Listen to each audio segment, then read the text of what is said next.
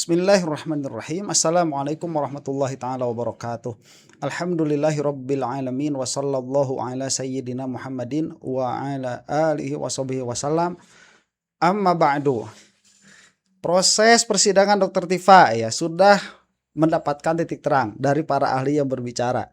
Dan kali ini kita akan membicarakan hal itu. Kita akan melihat bagaimana ini mantan hakim ya yang maupun biasanya agak termul, tapi dalam hal ini ya sampai pada proses apa yang menjadi hak kejaksaan di dalam menanggapi putusan pengadilan.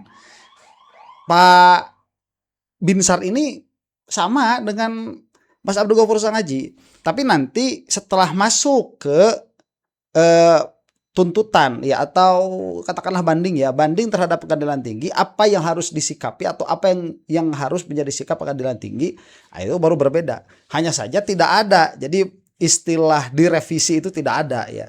Nah itu satu, nanti kalau masih ada waktu kita akan melihat nanti videonya Mas Roy Suryo atau kita akan melihat Aristotle Mul ya, karena di lain pihak Rifai itu malah kembali mempermasalahkan penelitian. Jadi mundur jauh sekali malah kepada penelitian. Nah, penelitian kok malah dibahas lagi begitu. Baik ya, kita saksikan dulu ini nih perbincangannya Pak Binsar. Di 23 Juli 2026 terkait eksepsi Dr. Tifa. Majelis Hakim PN Jakarta Timur menyatakan dakwaan JPU batal demi hukum. Namun eksepsi atau nota keberatan Dr. Tifa diterima. Sebenarnya seperti apa maksud hukumnya sih, Prof? Penjelasannya seperti apa, Prof?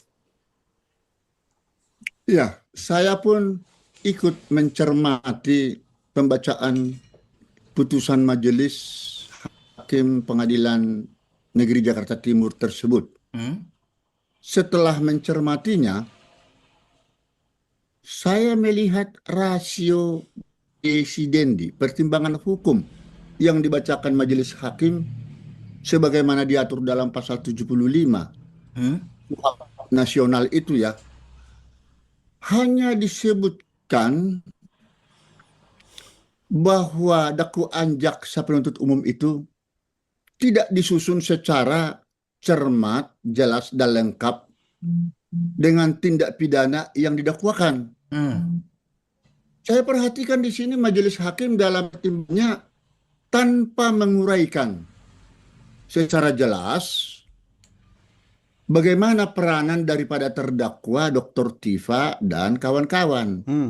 Menjadi pertanyaan menarik memang bagi saya, apa benar dalam surat dakwaan jaksa penuntut umum itu tidak diuraikan jaksa secara jelas, cermat, lengkap peranan terdakwa Dr. Tifa dan kawan-kawan?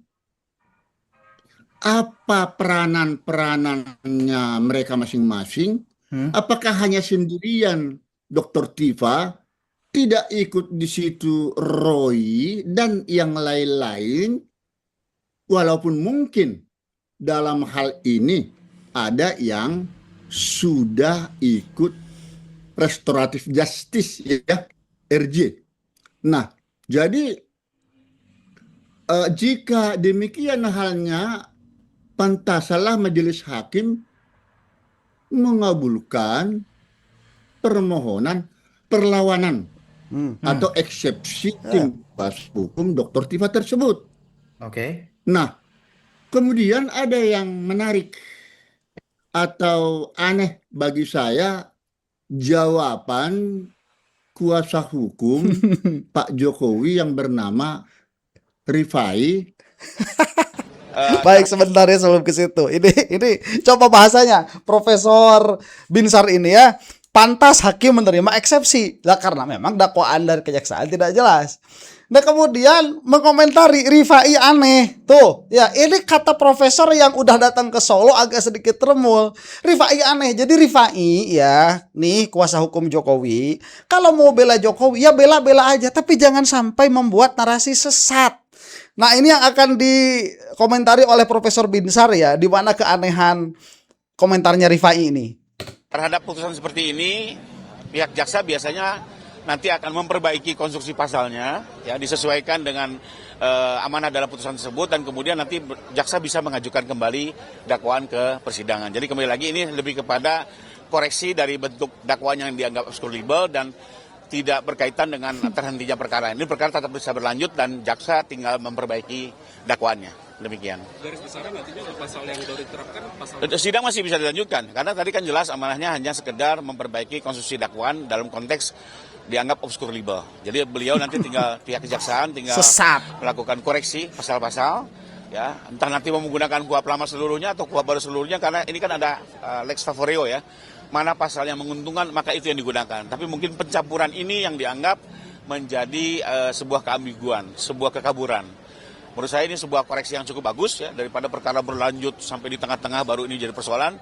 Maka di tahap awal inilah dilakukan koreksi oleh majelis, pihak jaksa tinggal memperbaiki dan menjempurnakan. Tentunya nanti dakwaan yang baru akan lebih sempurna lagi dan mudah-mudahan bisa segera melaju ke persidangan pokok perkara. Nah, dikatakan baik, jelas ya tadi kata si Rifai itu, kalau kata Pak Profesor Binsar, pantas hakim menerima eksepsi.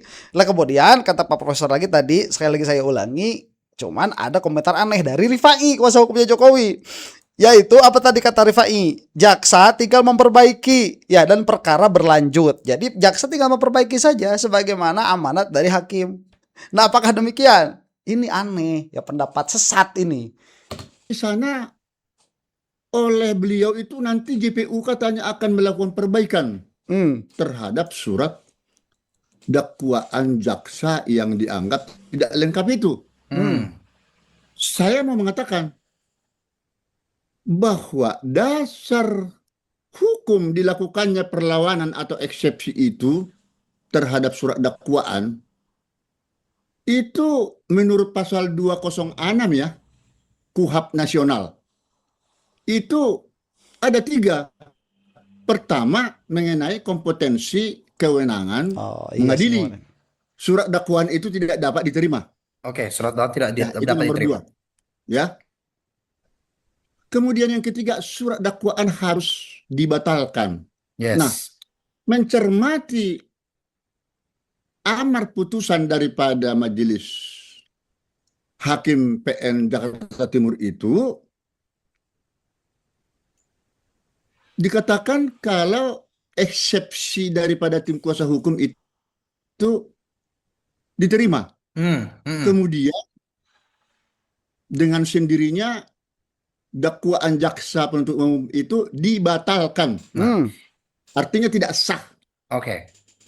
Dan selanjutnya ya ini inti amar putusan PN Jaktim ya.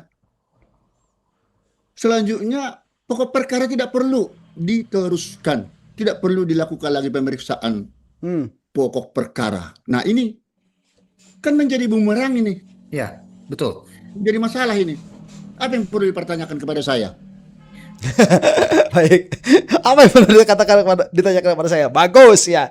Nah, jadi ini nih orang condong kepada Jokowi saja. Aneh sama Rifai. Rifai, kalau kamu bela Jokowi saja. Tapi jangan khianati pengetahuan. Ya ini yang dilakukan oleh para pengikutnya Dajjal Jokowi ini. Itu sudah pembodohan terhadap masyarakat. Jadi bagaimana kita itu mau bermimpi Indonesia maju begitu ya, Gibran generasi emas, alah pret orang pelangap-pelongo kayak gitu. Ini memang kumpulannya orang-orang bodoh, kumpulannya orang-orang OON, adanya di siapa? Di Jokowi. Makanya narasinya juga narasi OON seperti itu. Nah, ini kita teruskan nih ya, perbincangannya menarik sekali. Samalah dengan kemarin nih. Jadi yang namanya eksepsi itu bisa kepada dakwaan, bisa kepada kompetensi pengadilan, kemudian pembatalan begitu ya. Nah ini sudah dikatakan batal demi hukum, makanya aneh kalau si Rifai mengatakan jaksa masih bisa memperbaiki begitu ya. Dan nanti juga ada ini lihat itu judulnya ya, hakim tak jelas. Memang hakim gak jelas ini setelah memutuskan batal demi hukum, tetapi di akhir perkataan, bukan di amar putusan ya, tetapi di perkataannya itu kalau tidak salah sesaat setelah diketok. Jadi setelah ketok palu ngomong sama jaksa bisa melaksanakan 206 atau 75 itu ya, ayat 4 dua-duanya ya. Ya ini rusak. Dalam kasus ini kan memang jadi sorotan ya, Prof. Apakah mungkin dengan ini JPU menyatakan persidangan tidak bisa dilanjutkan, apakah menggugurkan juga semua proses hukumnya? Apakah dengan ini ya tidak akan ada atau otomatis perkara ini selesai dengan JPU masih berpeluang untuk mengajukan dakwaan baru? Nah, ini menjadi menarik pertanyaan Abang Prayogi ya. Perlu diketahui bahwa yang menjadi objek perkara ini adalah pencemaran nama baik dan fitnah terhadap Pak Jokowi. Dan perkara ini sudah P21 lengkap dikirimkan kepada pengadilan. Di dalam surat dakwaan jaksa penuntut umum, seharusnya jaksa akan membuktikan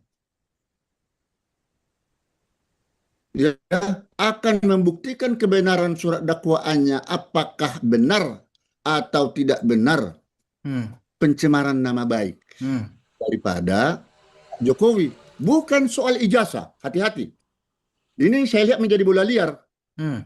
Karena yang menjadi objek perkara di sini adalah pencemaran nama baik dan fitnah. Bilangin sama si Udin tuh. Nah, makanya saya katakan di dalam penetapan Roy Suryo sebagai tersangka, ini jadi saya kaitkan langsung ke Prapitnya. Ketika Roy Suryo dinyatakan secara sah sebagai tersangka, ya kan, maka otomatis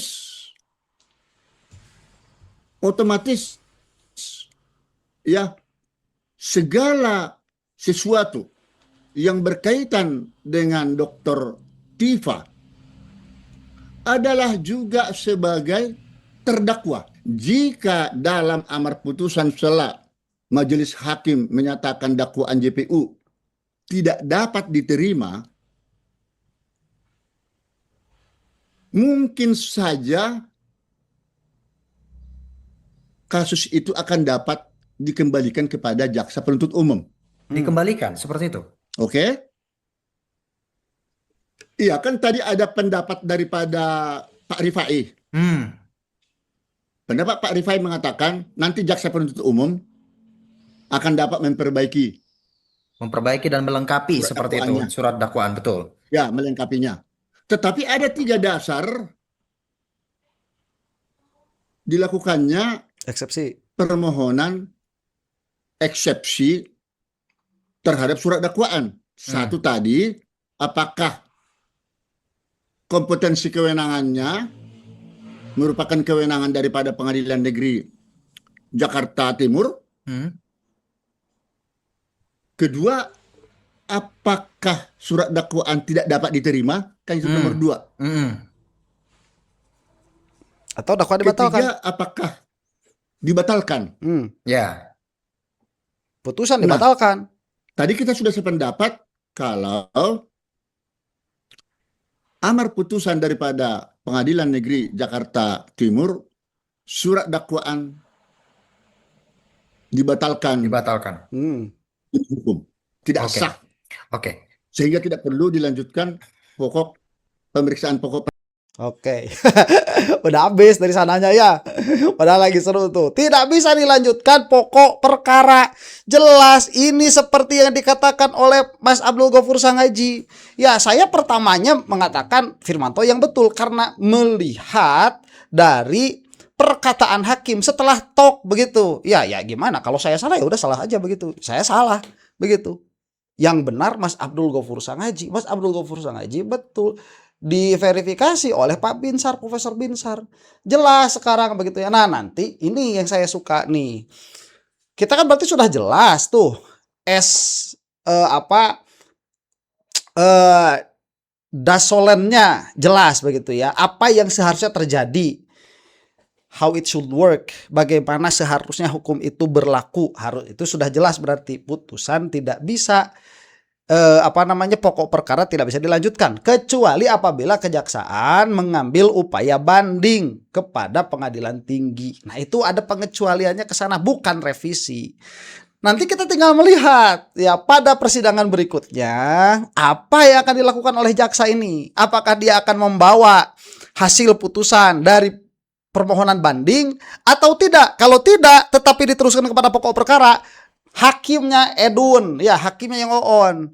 Nah ini kalau kita melihat dulu apa yang seharusnya, itu sudah clear, jelas. Kemudian kita lihat realitanya menyimpang dari apa yang seharusnya, realitanya bermasalah. Begitu, karena di dalam ranah seharusnya Rifai sudah jelas salah. Baik. Nah ya, jangan dikira Roy Suryo takut. Jadi jangan kemakan sama narasinya sebelah sono ya, yang mengatakan, ini takut." Bukan.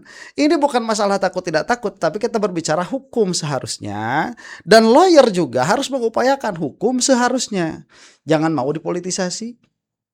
Kalaupun masuk ke pokok perkara yang mana seharusnya tidak masuk ke pokok perkara karena dakwaannya tadi obscure libel, ini akan menjadi masalah. Bakal kalah sudah mau membuka apapun di dalam persidangan itu karena seharusnya tidak demikian, tetapi malah demikian. Berarti ini persidangan dibajak.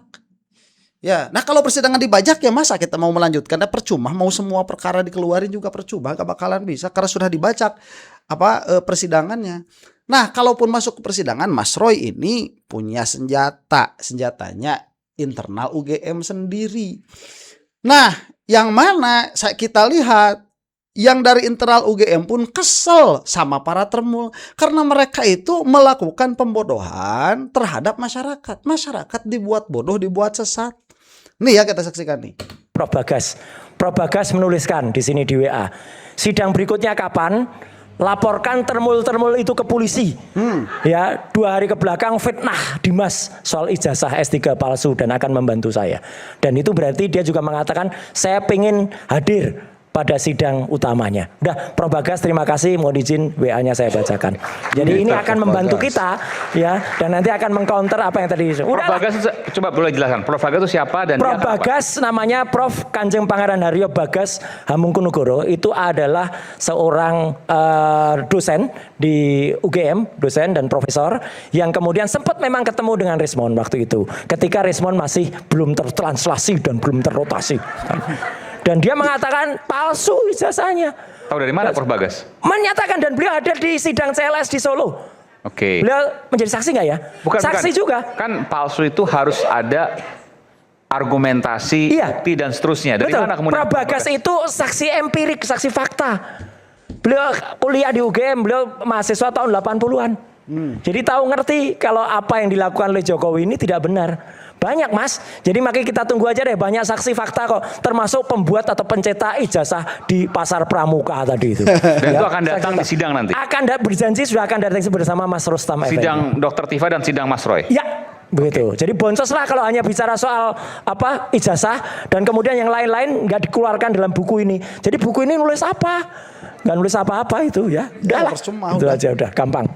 Sebentar. Baik ya. Nah itu saya sudah menampilkan apa yang ingin saya tampilkan ya. Ini jadi ada Prof Bagas tuh dari UGM. Begini ya, sakit hatinya para ulama mau bagaimanapun ya, keluaran UGM atas spesialisasi dalam bidang apapun, apalagi kalau sampai profesor. Mereka itu ulama di bidangnya, alim begitu ya, para ulama alim di bidangnya. Nah, alim itu seorang yang punya ilmu, apalagi spesialis dalam perkara, itu paling tidak suka apabila ada orang itu berbicara tidak dengan ilmu, apalagi berbicaranya itu menyesatkan. Dalam hal ini sudah kita lihat yang menyesatkan itu Rifai.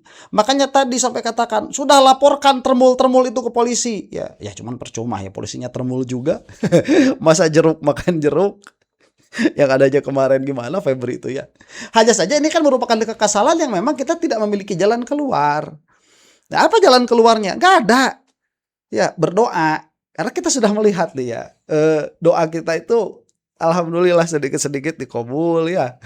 Alhamdulillah, tinggal sabar, konsisten, berdoa terus. Kurang apa insya Allah kita itu mendoain termul binasa sehari 4 kali coba.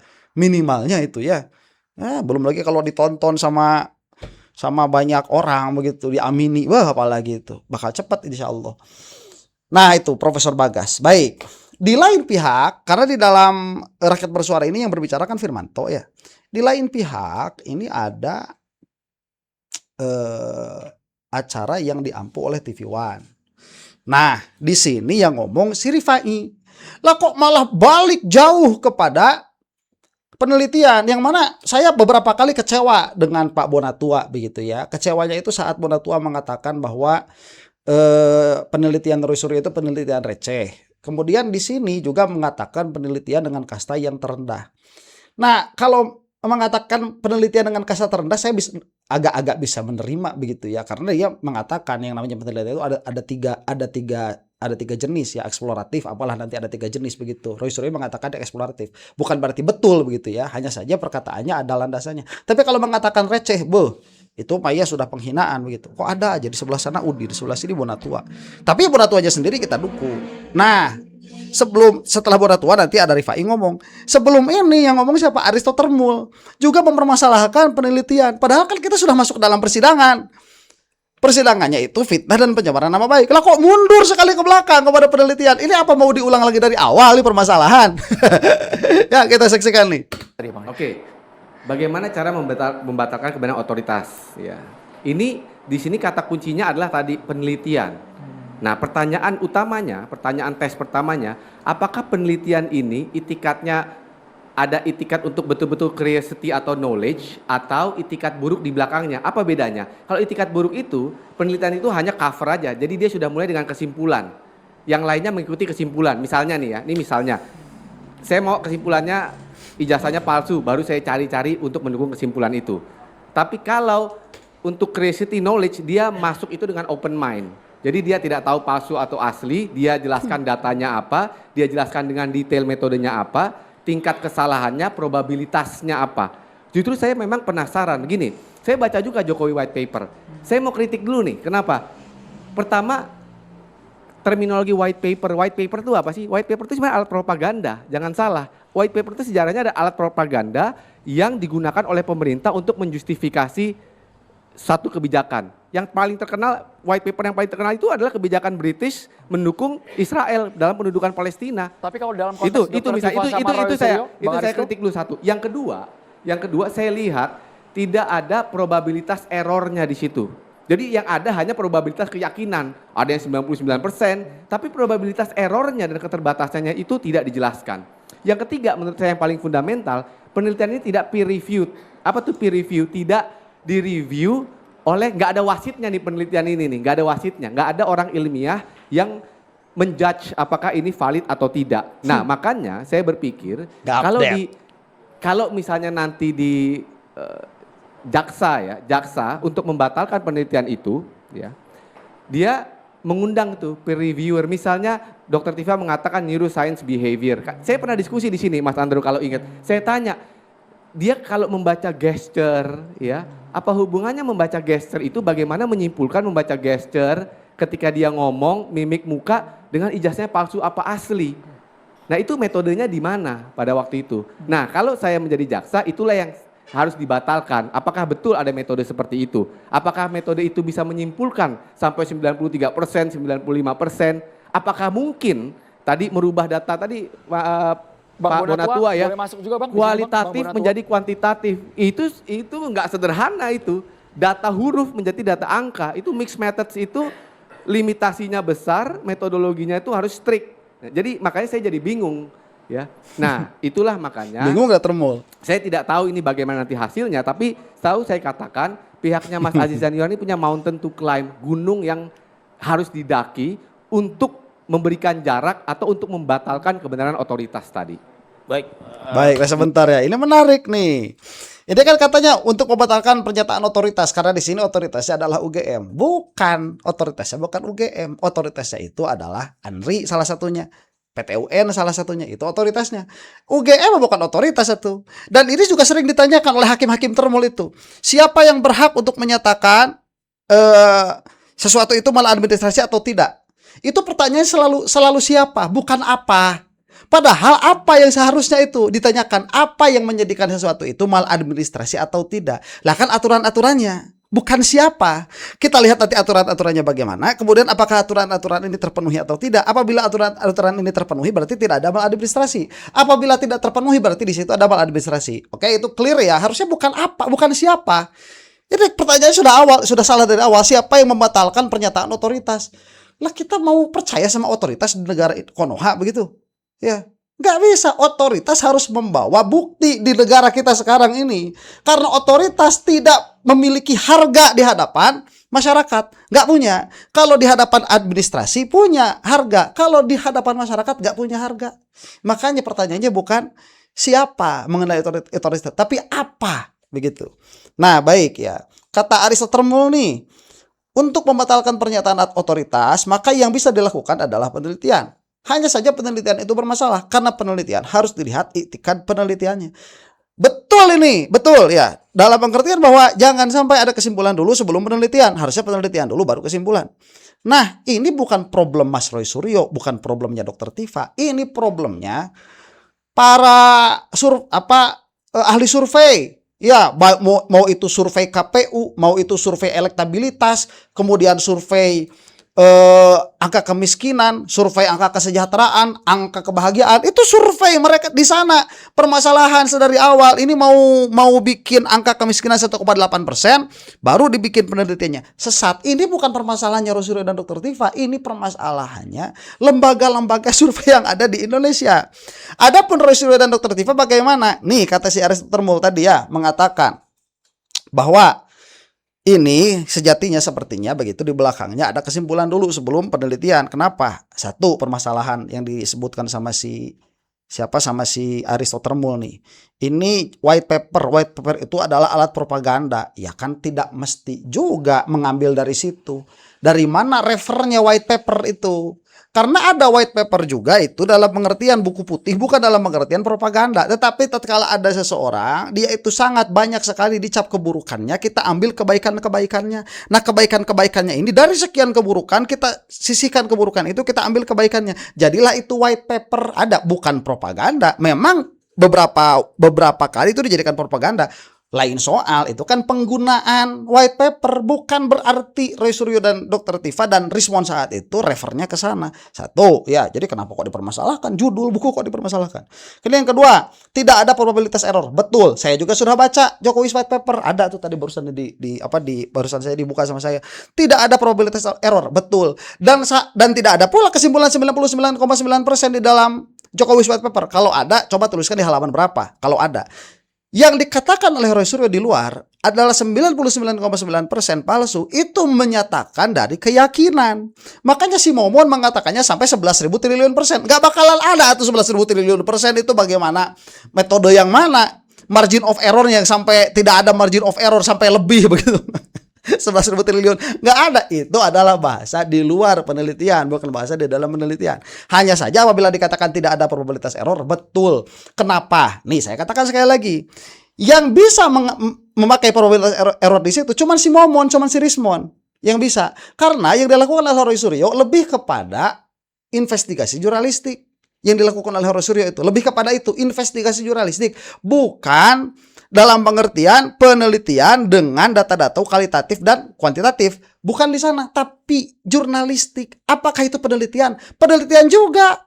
Ya, lah saya mau datang ke kebun, kemudian saya mau lihat ada berapa macam jenis pohon di situ, itu penelitian juga. Lah kenapa harus dikooptasi nama penelitian itu oleh orang-orang kuliahan? Kan enggak juga begitu. Adapun yang dilakukan oleh Dr. Tifa itu membaca mimik wajahnya untuk melihat sikap-sikapnya Jokowi dan untuk membaca foto yang ada di dalam ijazah juga. Terakhir ya, habis waktu saya ini, tidak ada peer review. Kata siapa? Di dalam bukunya memang tidak ada, tetapi setelah bukunya selesai ada tuh menantunya Amin Rais. Itu juga ahli juga, dan banyak juga kalau mau yang jadi saksi atas benarnya apa yang dilakukan oleh Roy Suryo dan Dr. Tifa. Jadi nggak update. Ini sebetulnya masih banyak yang mau saya katakan, tapi waktu saya sudah habis. Demikian ya, mudah-mudahan terbol binasa untuk Anda yang bukan terbol. Wallahu taala a'lam bissawab. Assalamualaikum warahmatullahi taala wabarakatuh.